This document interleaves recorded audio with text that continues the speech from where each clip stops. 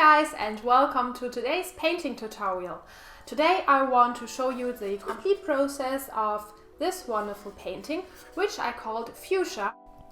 And thanks to my lovely patrons, I could find such a fitting title for her. I asked for idea suggestions and there were so many great names, and I decided to go with Fuchsia in the end by Tracy Iris. Thanks again, this was such a wonderful idea. And actually the title sounds even more interesting in German. It is Fuchsia, and this is the color that this elf girl has in her hair. And without further ado, I show you the process. For a 20 minutes long version with instructional commentary, please visit my Patreon page and pledge for the $5 reward tier. You will get access to this exclusive version and to all my other exclusive videos, and you can download them to keep them forever.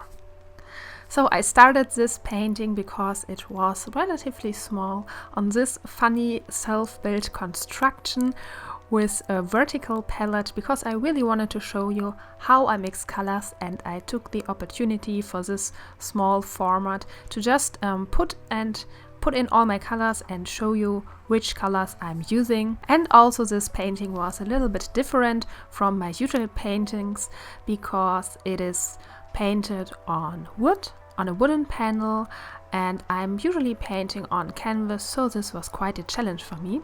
And I started this portrait by drawing the initial underpainting sketch directly onto the canvas, and I also used a cotton towel to erase parts that looked off and didn't really look like the reference, so the cotton towel is one of my best friends when I'm painting.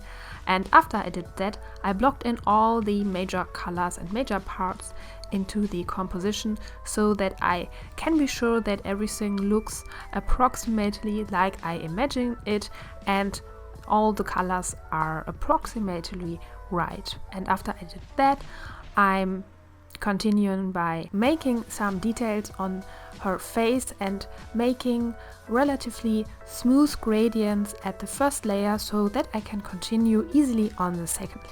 And for the bird, I used a specific technique. I use a knife-shaped brush and go with the direction of the feathers. And I'm starting with the darker tones and place the lighter feathers directly into the darker tones, so that I take advantage of the form of the brush, so that the brush and its form does most of the work and I don't have to paint every single feather, because the brush makes such nice pattern and almost one brush strokes looks already like 10 feathers. And that is what I do with many of my paintings. I think of which brush would be best for this specific part and which brush could be easy. On wood, it's also very nice that I can place a lot of details over one another, and this was an interesting thing for me to discover since I'm painting, like I said, mostly on canvas, and so I could try interesting things out.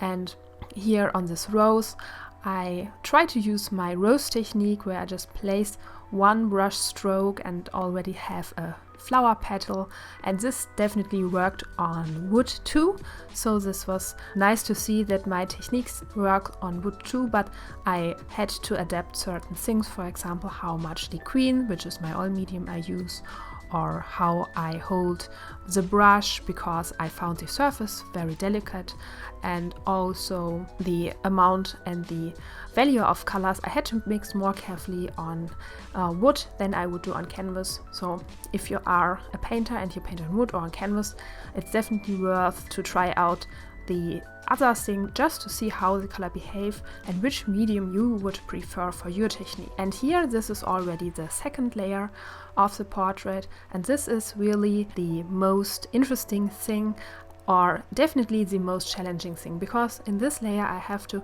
really take care of color values and of the light and try to erase all the mistakes that happens when I paint a portrait. For example, if the saturation of the color is too strong in one area, or if it is too grayish, or if it is too dark or too light. So those are mistakes I have to correct in the second layer and sometimes even in the third layer.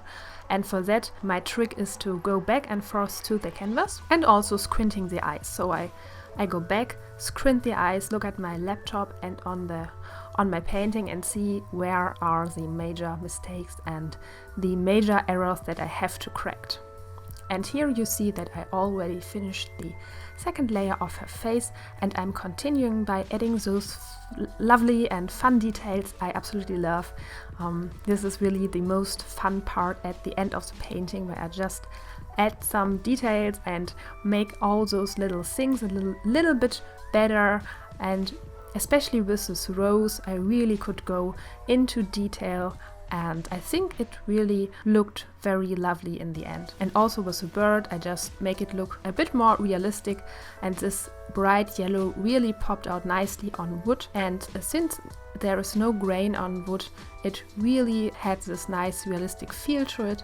So that's really one thing I loved about painting on wood. And this painting is currently on auction at the Bad Apple Artist Collective until January 31st, 11 p.m. Eastern Time. So it's only 2 days left to get this painting and to place your bid in the comments on Facebook. So there's a link in the description where you can find the painting, and there's also a link in the description to my Patreon page, and you can also see which materials I use. I often get questions which oil paint medium I use, or in general which materials I use, and just look in the description of my videos. There are always a list of the things I'm using, and this should definitely help. And I hope you liked this painting tutorial, and if you liked this video, don't forget to give it a thumbs up and subscribe to my channel. And I hope this video helped you a little to just try out different techniques and try out different surfaces for your paintings. I hope you have a perfect painting day and have much fun with your own art, and I see you in the next video. Bye!